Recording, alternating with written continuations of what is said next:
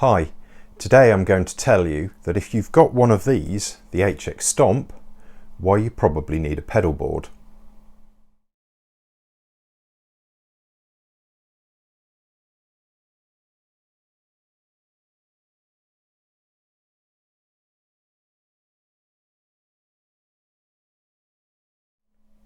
Hi, I've got one of these. It's the Line 6 Helix. It's a big old beast, but it's pretty good. It does an amazing array of sounds and it's a great digital modeler. However, it's heavy and it can be quite difficult if you're taking it to gigs when you've got bags and amps or powered cabs. So I'd look for a smaller solution.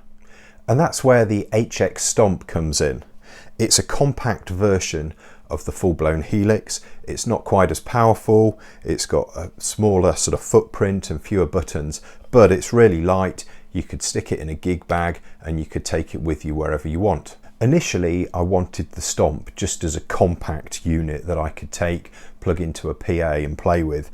But then as I got used to more of the features, I wanted to add a little bit to it and take advantage of what is a really feature-rich unit.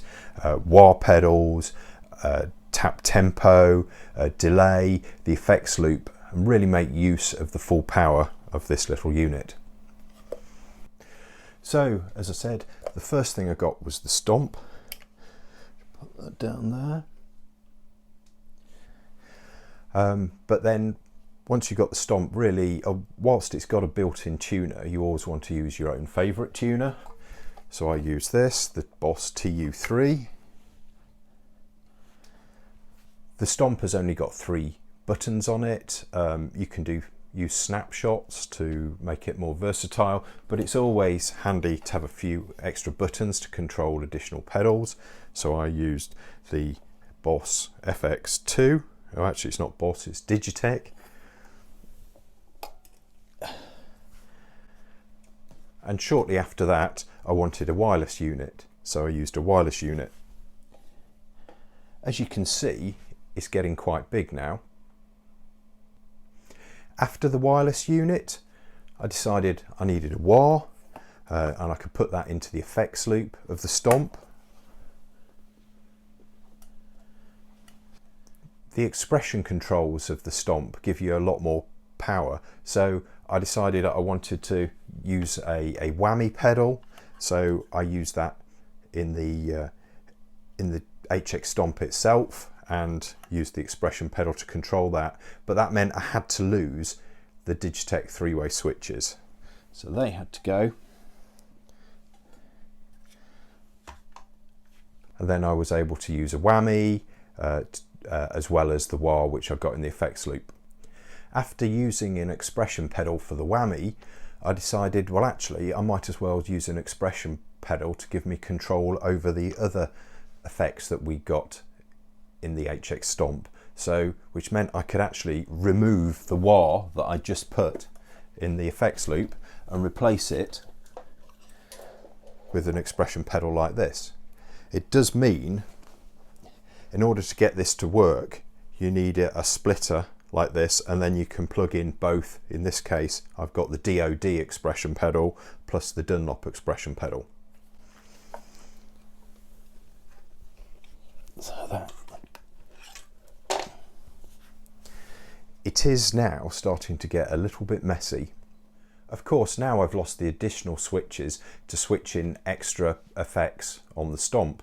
So what I did was grab myself one of these Morningstar MIDI switches. This is really good. You can add an extra 6 effects in there. Because it's MIDI enabled, you can use it to switch out different amps, impulse responses, all sorts of really nice features. But it didn't stop there.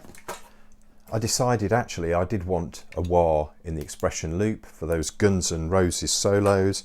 I got one of the slash wahs, so I wanted to put that back in the loop. And the looper that's built into the Stomp is a little bit limited, so I wanted to use an infinity looper which gives me the ability to do 2 loops either in serial or parallel. Now all of this has become a massive mass of cables, so what I need is a better power solution, but that's going to be another video.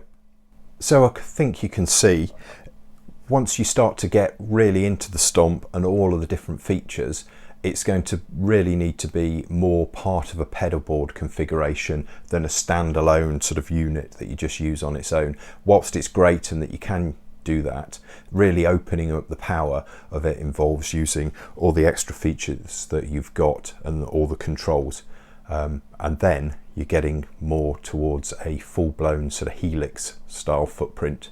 Thanks again for watching.